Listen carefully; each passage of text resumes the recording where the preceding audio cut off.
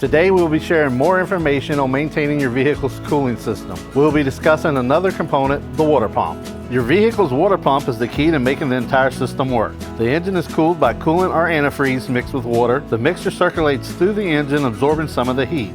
The coolant then flows through the radiator where it cools it down for the return trip back through the engine. The water pump is what drives this process. After all the miles and years of pumping coolant, water pumps just wear out. You might notice a whining or grinding sound coming from the water pump, or maybe see leaking from the pump itself. The precise location of the water pump varies depending on the vehicle. Some vehicles have an outside water pump driven by a serpentine belt or an internal water pump driven by the timing belt. At Steward Automotive Repair, we highly recommend replacing the timing belt at the factory specified mileage, which is usually between 60 to 90,000 miles. In Florida, with near 100-degree days, the cooling system working at a 100% efficiency is critical to vehicle longevity. You can't get very far without a water pump. Hopefully the information shared today will help keep your vehicle's maintenance program on track.